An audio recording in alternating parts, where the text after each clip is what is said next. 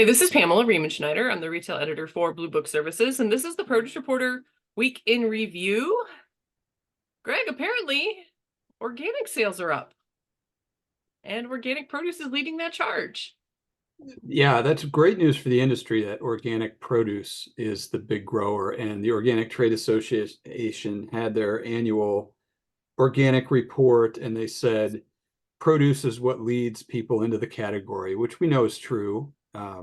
Organic produce is predictable and generally high quality and recognizable brands, and that's really good news. Although the growth is not exponential, you wouldn't say. I would say it's plateaued considerably. I actually used this in part of a presentation this week with the Bard Valley date growers who happen to have a meeting in Kansas City about 10 minutes away. So why not go talk organics with them? So I gathered some other organic data, and I think the big takeaways, looking at OTA, looking at Organic Produce Network, looking at Circana. I gathered all that stuff. Organic is kind of growing along with the economy, really not Mm-hmm. outpacing. It's pretty similar to conventional growth. So it looks like it's plateaued, and OTA kind of projects it to grow along the same wavelength.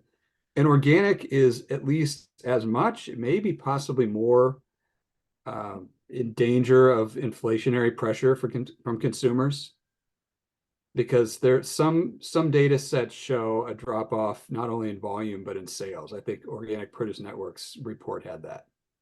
Yeah, that's the thing to really pay attention to when we're talking about sales growth.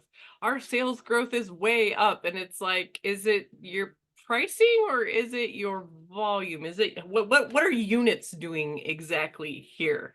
Because I don't think we're seeing a lot of unit growth in a lot of things. We're just seeing unit or volume growth, either one. We're just seeing more dollars coming in, which is always great. We always want to see more dollars, not fewer dollars.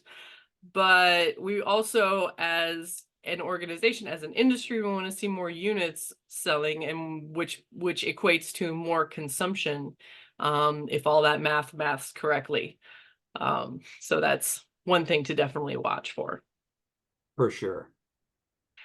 On that vein, though, I did see, and honestly, okay, so I'm wearing my Mizzou shirt. This you got your KU stuff on, A coincidentally. coincidence. But the Schnucks in Columbia, Missouri, has just decided to cancel the Eatwell store. I stopped by there when my husband was having his 25th high school reunion. I can't remember. It was like a year ago, year and a half ago.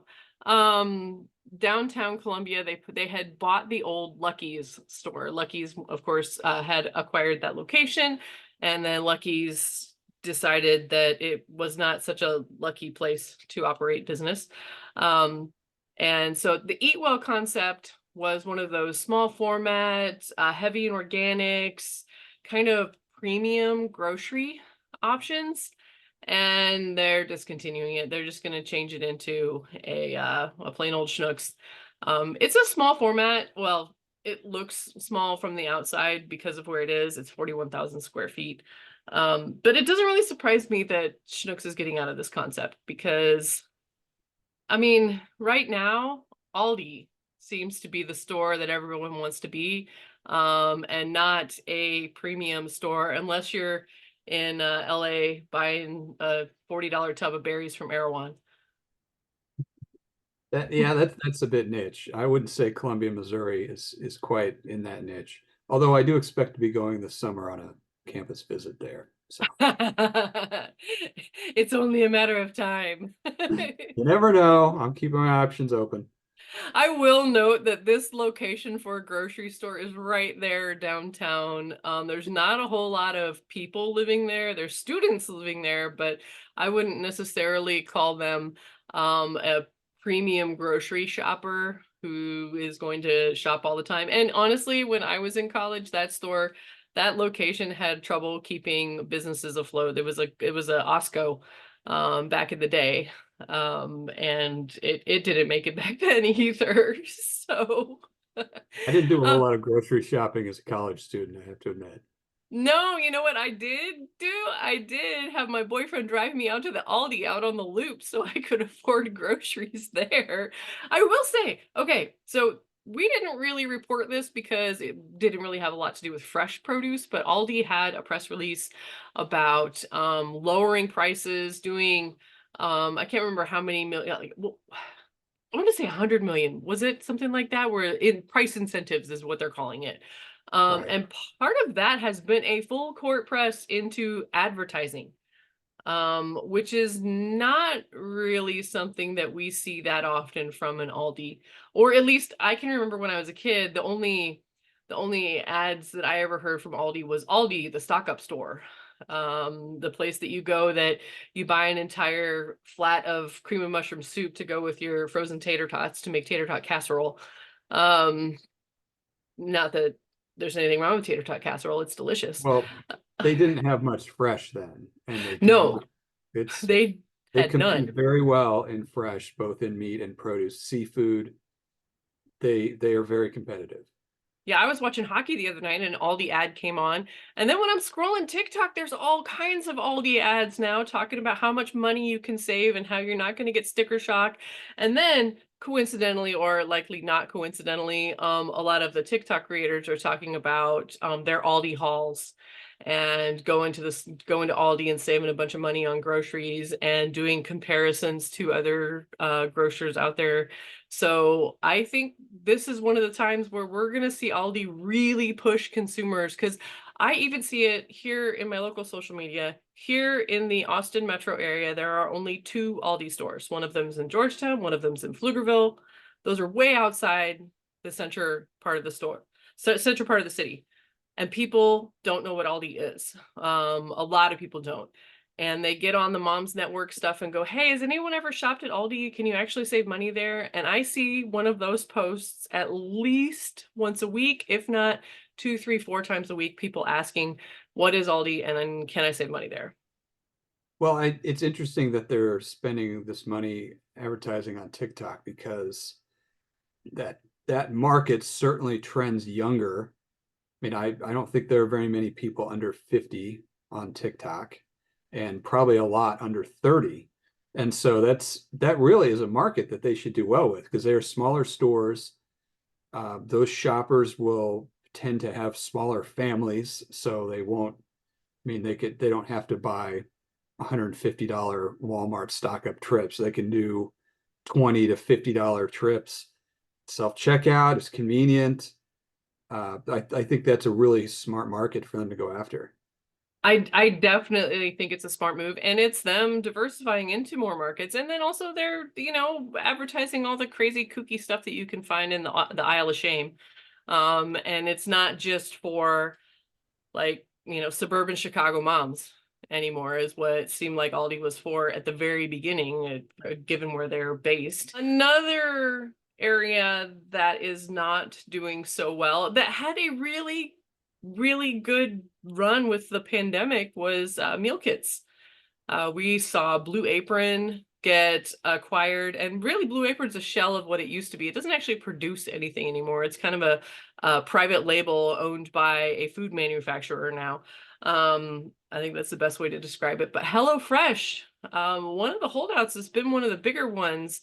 They're based in Berlin, for anyone who doesn't know that it's actually a European company. I've gotten the ads for HelloFresh in the seat back pocket on a flight to Germany before. But they are closing a distribution center that opened in 2020, back when they were kind of booming.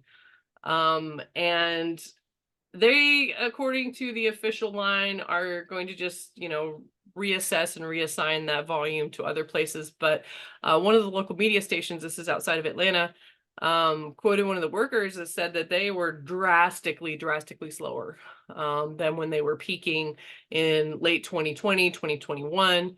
I don't think it's good news for meal kits right now. I think they were already circling the drain, and they're not going to make the comeback that we had hoped that we would see. Only the ones that are niche really, really niche seem to be doing Like niche anything. diet type ones, you mean? Yeah, Definitely niche I diets. think for mainstream, it's weak on economy of scale and value for a consumer. You can see why they did well during the pandemic when there's a lot of confusion and reluctance to go to stores, but I just can't see how they compete with all the grocery options we have, and the price comparison is not in their favor. No, and especially and in another place where I'm seeing a lot of ads on Facebook, I see a ton of ads for Walmart's version of meal kits, but it's actually just I can't remember what grocery CEO said this, but it was one of them, maybe it was a giant company a while back when meal kits were just starting to trend, and he said something to the effect of walking in our store is a meal kit. Like we have everything here. You just need to know what to buy.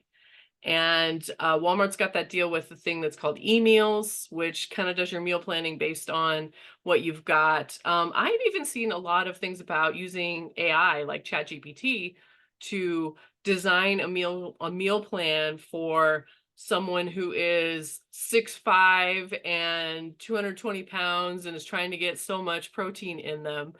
And it will custom make that for you and tell you exactly what you need to buy and exactly what you need to have for each meal and a snack. So that kind of stuff, the process part of it all is we've got a lot of tools that don't involve spending 8, 10, 12, $15 a plate for one of these ship to home meals. And even in the most recent Brick Meets Click, which just came out this week, they noted that ship to home is up 10% year over year. But again, is that sales dollars or is that volume? They said average order value, and that's sales dollars to me and not monthly active users. Right. Um, yeah. Yeah, and it also had the market being as big as 2.5 billion in March 2020, and now it's only 1.4. Uh, I mean, that's close to half as big as it once was. Right. When you when I pulled the chart for from the most recent Brick Beats Click, I pulled a chart for my HelloFresh story. You can see that at the beginning of the pandemic, ship to home was one of the largest segments dollar wise for e-commerce, and now it is not. It went like this and then is kind of like dying down and plateauing. Meanwhile, delivery and pickup both experienced huge gains. And while they are like back and forth on whether or not they're up or down, those are the two areas that continue to show more users, more volume in each of those monthly reports. Well, that reflects the investment that the big retailer made in e-commerce and the smart investment and it paying off. Yeah, definitely for sure. It's they mentioned that a lot of the big grocers are, have figured it out. And we're not looking at niche anymore. And we're also seeing some consolidation in the grocery delivery space. Instacart's working with Uber Eats, and I've seen some speculation that maybe there might be a merger in there somewhere. Maybe the Uber part of it, wants to get out of the Eats part of it and just sell that business over to Instacart. Some of those third-party service providers, we might see some changes in ownership. Who knows? I do know that DoorDash just does seem to maintain popularity, even though it is a little bit pressured by price. The younger kids still big fans of DoorDash if we use my sample size of one household. It's so crazy because we see stories and we've had them ourselves about rising prices in food service, and that's starting to depress food service sales. And yet there is a population of young people, mostly, I guess, and rich people, who are paying premiums on top of the increased prices for food service to have it delivered. You know So what though? I have wild a to me. feeling there's a direct correlation of inability to drive. And some of these kids got a little bit of money in their pockets. Not I'm looking over in the other side of my house. My kid's got a job, but can't drive yet.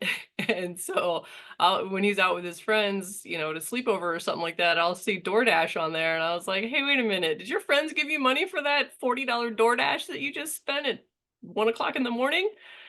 He's like, yeah, they did, Mom. I'm like, sure they did. Yeah. Hold on to your pennies, kid.